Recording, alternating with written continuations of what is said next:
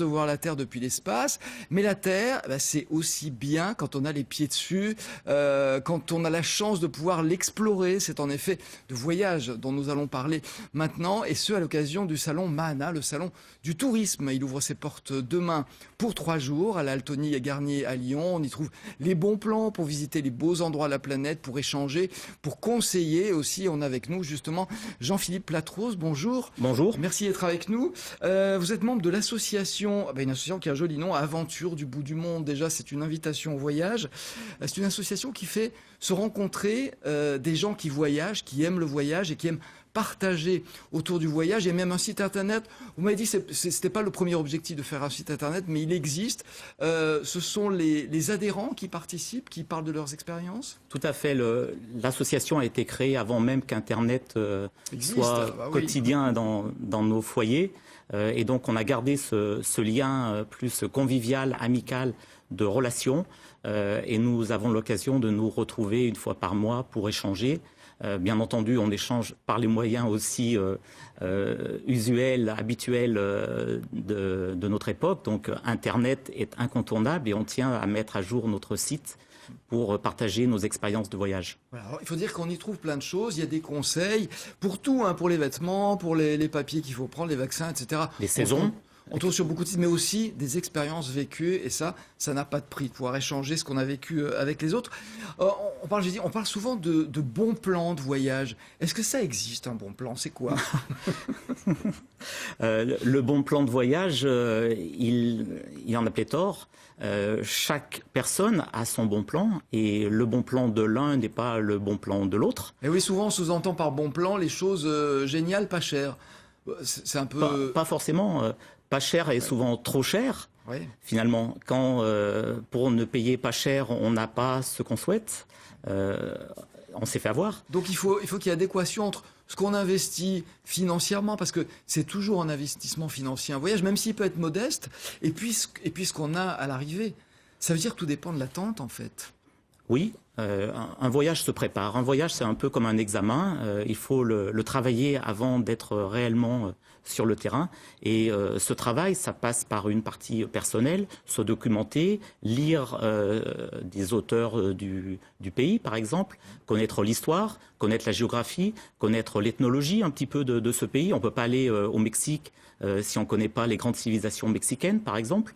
Et puis, vous êtes entouré justement de passionnés au sein de notre association, dans des manifestations grand public comme le salon Mahana. Vous pouvez être confronté à des personnes qui connaissent, qui pourront vous renseigner. Et puis au quotidien, une agence de voyage peut également jouer son rôle de conseil et vous apporter son bon plan à elle. Oui, alors c'est vrai que voyager, c'est toujours associé au rêve, à une forme de liberté. On a un peu le sentiment que les Français, et je dirais pas seulement eux, les Occidentaux, voyagent peut-être un petit peu moins aujourd'hui en raison du climat mondial. On parle d'insécurité, de pays où effectivement on n'est pas sûr de revenir en vie, j'exagère un peu. Est-ce que vous le constatez, vous, ou pas? Moi, je suis un petit peu... extérieur à tout ça, puisque bon gré, mal gré, je continue à voyager. Voilà, on ressent dans les statistiques effectivement une légère baisse du nombre de personnes qui ont quitté leur domicile pour voyager. C'est le principe même du début du tourisme. On n'est pas obligé d'aller au bout du monde pour faire un voyage. On peut simplement quitter sa ville, sa région. Aujourd'hui, les statistiques donnent environ 74% des personnes de plus de 15 ans qui ont, en France, quitté une fois au moins dans l'année leur région pour aller ailleurs. Oui, alors ailleurs, ça peut être à l'autre bout du monde, ça peut être une autre région aussi. Il y a un retour à la découverte de la France que finalement on connaît mal, on a envie d'aller connaître ce qu'il y a à l'autre bout du monde, on ne connaît pas très bien notre pays. Souvent. Oui, je suis persuadé que beaucoup de Lyonnais ne connaissent pas tous les musées de Lyon, même chose pour les Clermontois ou autres. La moyenne du nombre de pays qu'un Français qui voyage visite dans sa vie, c'est 5 pays. C'est un petit score comparé à d'autres pays européens similaires. Les Allemands voyagent en général dans 8 pays. Ils ont une connaissance de 8 pays en moyenne. Les Anglais, 10. Mais dans l'autre bout de l'échelle, les Américains, pourtant première puissance mondiale, chez eux. Voilà, trois pays voyagés connus pour un Américain qui voyage. Et lui, il reste en général très proche de chez lui.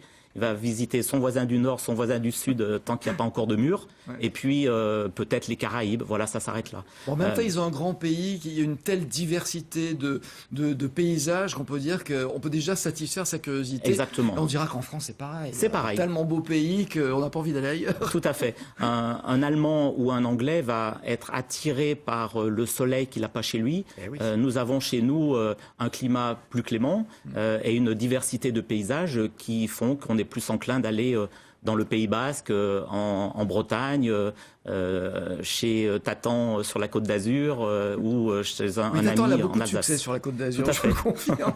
Quelles sont les destinations les plus prisées des Français à l'extérieur du pays? Alors aujourd'hui, grâce à la démocratisation du transport aérien et le phénomène des low cost, eh bien le week-end à l'étranger a énormément de succès. Oui. On peut voyager maintenant de partout en Europe en avion aller-retour au départ de Lyon pour moins de 150 €, alors qu'il y a encore 10 années en arrière, c'était pas possible. On ne pouvait pas aller, je ne sais pas, si on prend une destination d'une capitale en Europe centrale, l'aller-retour est à partir de 60 €.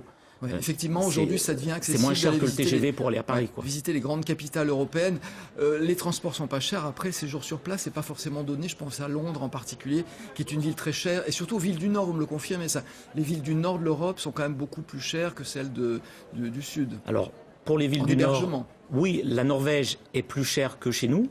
Et non, certains pays du Nord ne sont pas plus chers. Je vous parle par exemple des pays baltes, où on va en Estonie, en Lituanie, en Lettonie, pour des tarifs bien inférieurs à ce qu'on trouve pour une qualité équivalente. Oui. Les sites Internet également se sont démultipliés ces derniers temps, que ce soit des sites participatifs où on peut loger chez l'habitant souvent pour rien du tout, même si maintenant chacun est conscient qu'il vaut peut-être mieux payer son dû, et puis profiter d'un hébergement qui vous est proposé. De toute façon, on arrive souvent au même constat, on n'obtient rien pour rien, et à un moment donné, il faut sortir son porte-monnaie pour obtenir quelque chose de qualité.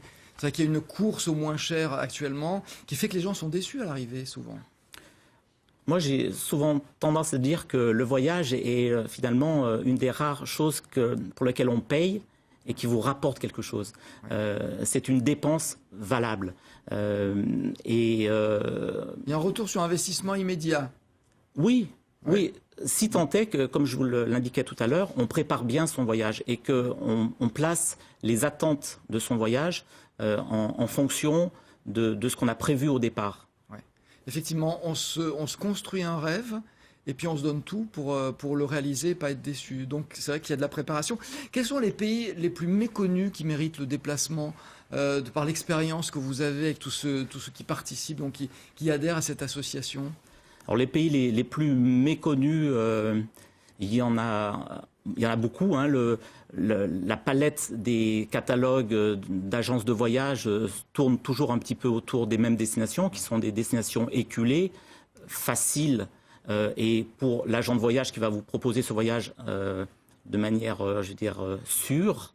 Oui, voilà, parce que tout est en place. Voilà, donc on va voir ce genre de pays, mais malgré tout, on trouve aussi un choix complémentaire sur, je vous parlais des pays baltes qui sont assez peu connus en France, des destinations comme par exemple les Açores sont des destinations très originales, pas très loin et en tous les cas avec un excellent rapport qualité-prix.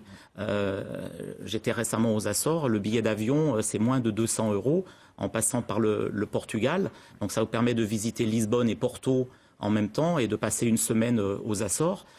Et ensuite sur place pour 50 €, vous avez un hôtel 3 étoiles avec des spas. Donc voilà, c'est des prix bien inférieurs à la France. Donc ça nous ramène à quelque chose, c'est que tout n'est pas sur Internet.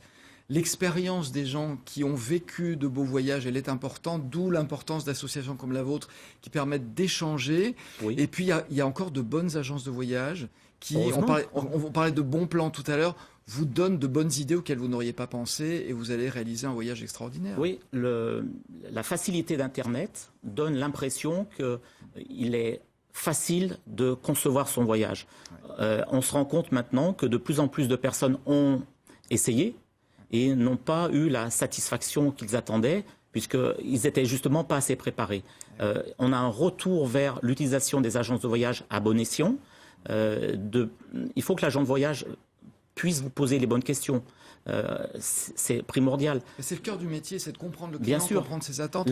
L'agent de voyage est le docteur de vos vacances. Belle définition. Quel est le pays qui vous a le plus surpris, le plus bouleversé, vous ? Ça c'est une question difficile. J'ai tendance à dire que le plus beau des voyages, c'est celui qui va venir.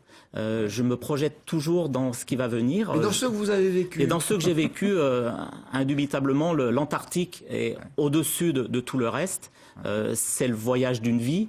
D'abord parce que l'investissement coût fait qu'il faut économiser pendant de nombreuses années pour venir profiter des espaces absolument vierges de l'Antarctique.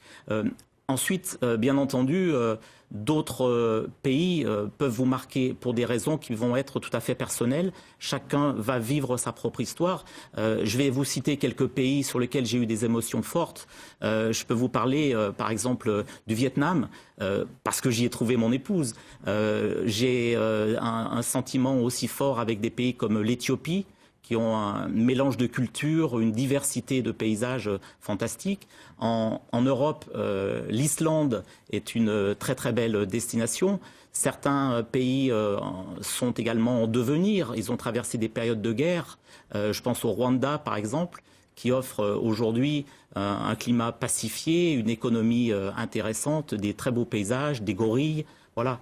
Plein de pays. On vous écouterait pendant des heures. J'ai une petite dernière question à vous poser. Vous parlez du Rwanda. On pense souvent à ces pays dans lesquels on a des régimes totalitaires, où on sent que les gens ne sont pas en liberté. Et on se pose la question, est-ce que je dois y aller ? C'est une façon de donner...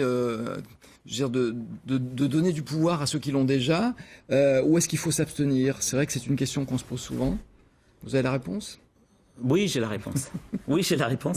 On a un problème de conscience, effectivement, à visiter dans ces pays-là. Si on regarde la liste... Est-ce qu'on cautionne ou est-ce que le fait de ne pas y aller, de boycotter, ça aide davantage la population ou pas ? Bien sûr que non, sur ce point-là. Le boycott n'est pas la bonne solution. Le boycott, c'est finalement... faire subir la double peine aux gens qui sont sur place. Ils ont déjà une vie difficile. Si en plus on leur emmène les subsides du voyage, eh bien on les punit une deuxième fois. On leur enlève cette possibilité d'additionner quelque chose. Ensuite, vous retrouvez des pays qui, si on prend l'organisme Transparency International, qui liste les pays par justement cet aspect de droits de l'homme. Certains pays très touristiques sont en queue de peloton. On continue pour autant à y aller. La Thaïlande n'est pas très réputée pour être un pays de grande liberté depuis que la junte est en place. Ça ne pose pas de problème aux gens qui y vont. Le Maroc n'est pas non plus un exemple de grande démocratie. Cuba a profité ces dernières années de l'impact du tourisme. Donc, continuer à y aller, y compris en Corée du Nord. Voilà, c'était une question importante. J'en avais plein d'autres à vous poser. Vous avez plein de choses passionnantes à dire. Il faut aller sur votre site internet et vous contacter. Donc, je rappelle le nom de votre association. C'est, voilà, je l'ai oublié, c'est Aventure du bout du monde, tout simplement. Il y a des antennes un petit peu partout. Je l'ai rappelé quand même que Mahana, Salon du tourisme, ouvre ses portes demain à Lyon. C'est à la Tony Garnier, dure 3 jours. On peut y trouver des conseils sur près de 250 destinations avec presque autant d'exposants. Il y a des agences de voyage, bien sûr, mais aussi des transporteurs, des établissements, des offices de tourisme nationaux, régionaux et municipaux également, français, étrangers, et des associations comme la vôtre. Oui. Elle s'appelle ABM aussi. Hein, ABM, je serai sur place vendredi en début d'après-midi. Bon, je pense qu'il y aura du monde pour aller vous demander des informations. Merci beaucoup, Monsieur Platrose. Merci à vous. On va continuer d'ailleurs à parler de vous.